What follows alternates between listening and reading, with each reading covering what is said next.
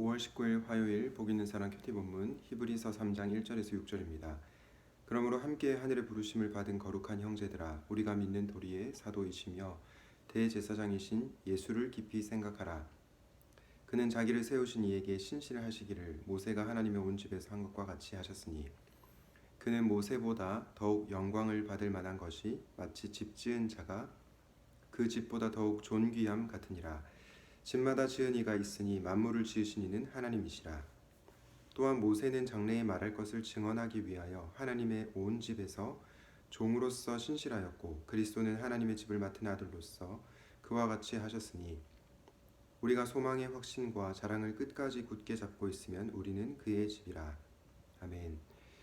오늘은 흔들리는 신자들을 향한 권면이라는 제목으로 하나님 말씀을 나누려고 합니다. 제가 지난번에 말씀드린 것처럼 이 히브리서의 수신자는 유대인 그리스도인들입니다. 원래는 유대인들이었다가 예수의 복음을 받아들이고 그리스도인이 되었던 그런 유대인 그리스도인들이 이 히브리서 편지를 받는 수신자입니다. 그런데 이들은 굉장히 쉽지 않은 삶을 살았습니다. 동료 유대인들에게 핍박을 받기도 하였고요. 그리고 신앙생활을 한다는 이유만으로 위협을 당하기도 했습니다. 저는 오늘날 이 히브리서가 굉장히 적실하다고 생각하는데요. 물론 우리는 유대인들처럼 실제적인 핍박이나 물리적인 위협을 당하지는 않습니다. 그러나 오늘날 한국 사회에서 예수를 믿고 살아간다는 것은 결코 쉽지 않은 일이죠. 믿지 않는 자들이 오늘날 교회를 향해서 손가락질을 하고 있고요. 그리고 결코 교회가 긍정적인 이미지로 자리매김하고 있지는 않은 것 같습니다.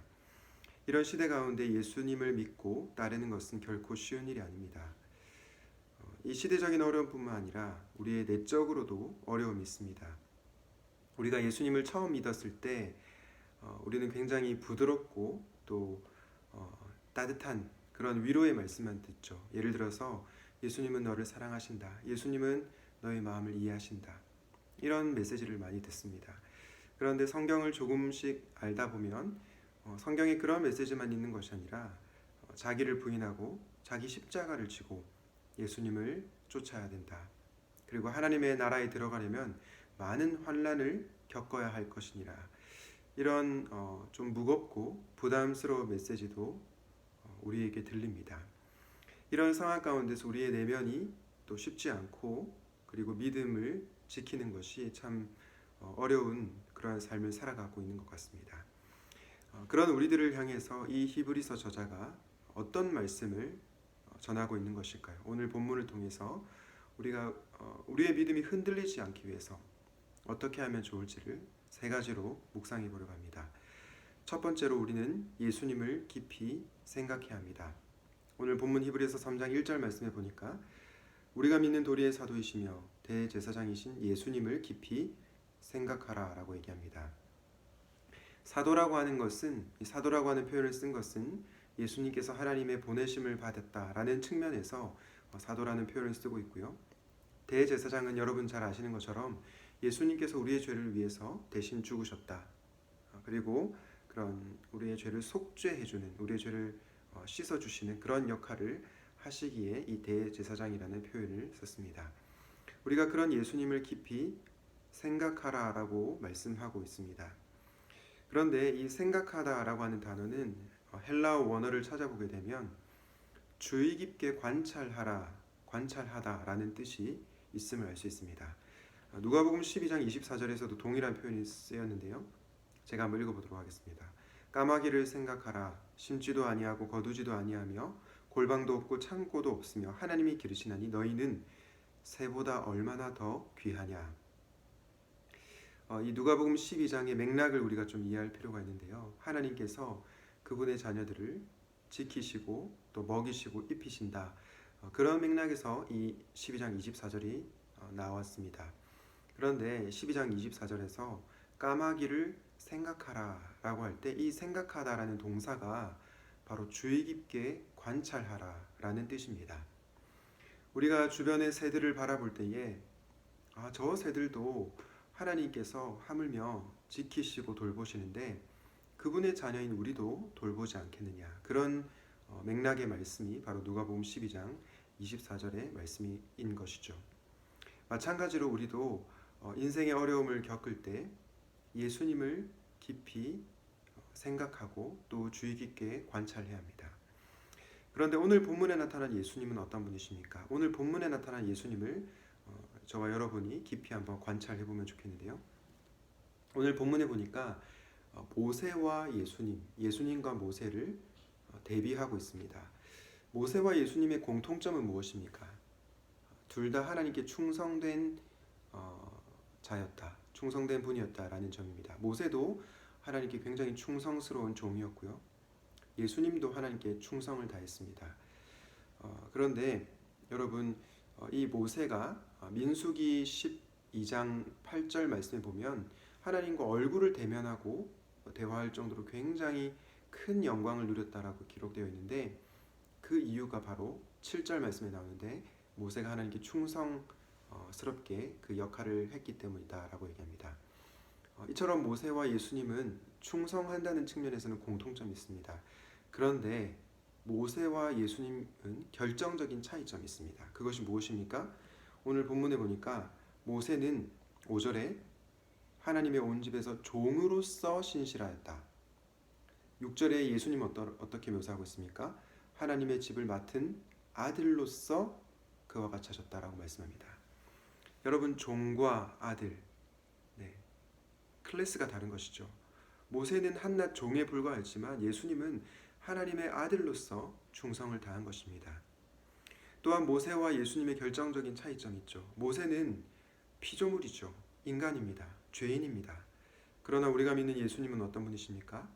사람이 되셨지만, 인간의 몸을 입으셨지만 그분은 전능하신 하나님이십니다. 우리가 이 예수님을 깊이 생각할 때, 그 예수님을 주의 깊게 관찰할 때 우리의 믿음이 흔들리지 않을 수 있을 것이라고 확신합니다. 주 안에서 사랑하는 여러분, 여러분들의 믿음이 흔들릴 때 예수 그리스도를 깊이 생각하십시오.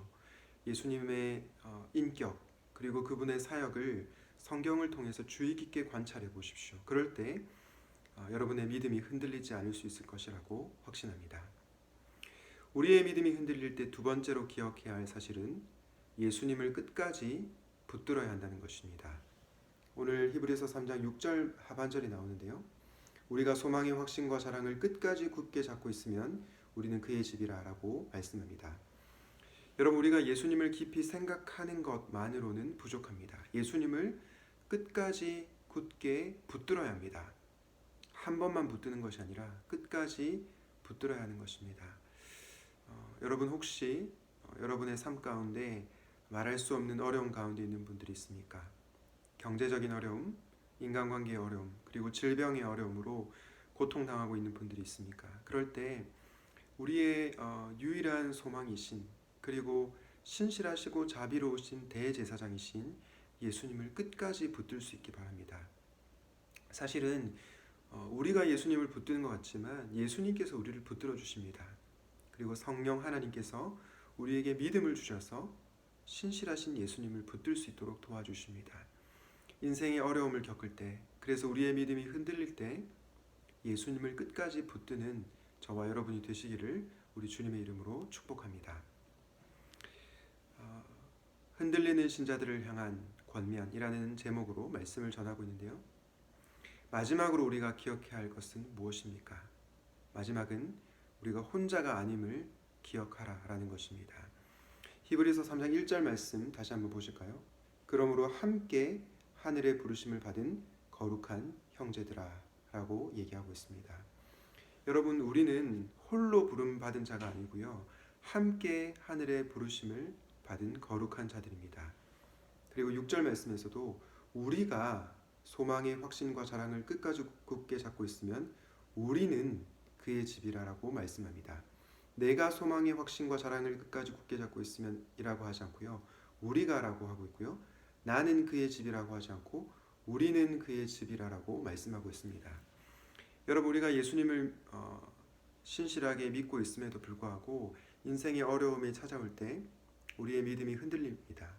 그런데 우리가 더 힘든 이유가 무엇입니까? 마치 나 혼자만 예수님을 믿는 것처럼 느껴질 때가 있는 것 같습니다. 그리고 마치 나 혼자만 예수님의 제자로 살아가는 것처럼 공허해지고 또 외로워질 때가 있다는 것입니다. 그럴 때 우리가 기억해야 될 것은 무엇입니까? 하나님께서 우리를 홀로 부르신 것이 아니라 함께 부르셨다는 것입니다.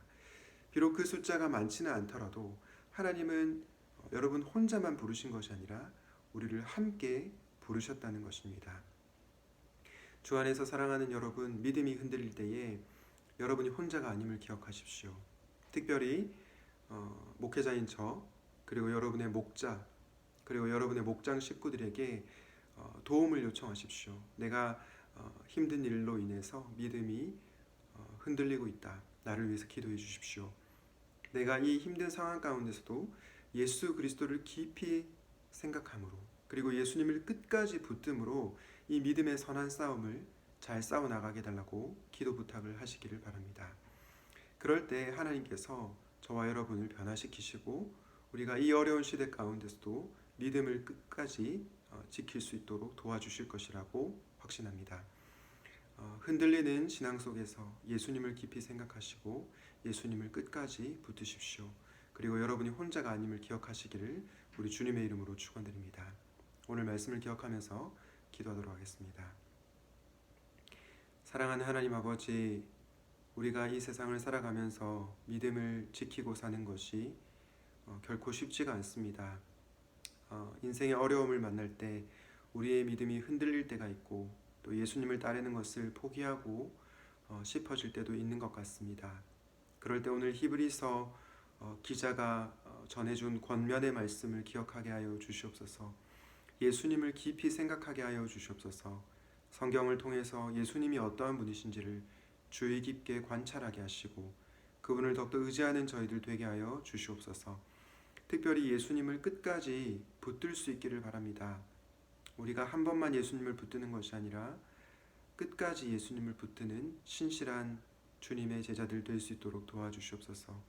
그리고 우리가 믿음의 선한 싸움을 싸워 나갈 때 우리가 혼자라는 느낌이 들 때가 있을 줄로 압니다. 그러나 하나님께 우리가 함께 부름을 받은 거룩한 형제 자매들이라는 것을 기억하게 하시고 서로에게 도움을 요청하고 기도하면서 이 어려운 시대 가운데 믿음을 끝까지 잘 지킬 수 있도록 도와주시옵소서. 우리의 구원의 창시자이자 선구자이신 예수 그리스도 이름으로 기도드립니다. 아멘.